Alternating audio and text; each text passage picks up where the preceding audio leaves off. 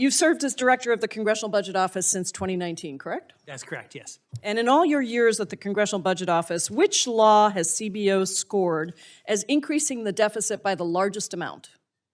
Oh boy, the largest amount, this was this added to the debt by over $4 trillion, including the net interest payments. So that would likely be the 2025 reconciliation. The one big, beautiful bill or the one bad betrayal bill?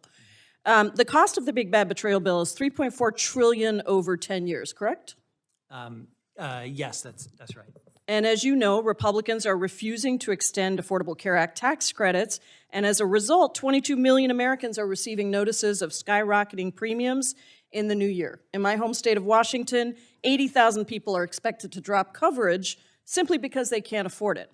Mr. Swigel, is it true that the CBO projects that the number of uninsured people will rise by 2 million in 2026, by 3.5 million in 2027, and by 3.5 million in 2035 if these enhanced subsidies expire?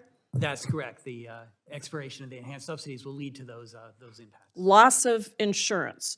And is it true that CBO and the Joint Committee on Taxation estimates that a one-year extension of the ACA tax credits is $30 billion and a permanent extension would total $350 billion over 10 years? Yes, that's correct. So we're talking about $30 billion to extend the ACA tax credit for 22 million Americans for one single year, $90 billion for a 3-year extension, all a tiny fraction, if I do my numbers right, of that $3.4 trillion price tag for the one bad betrayal bill.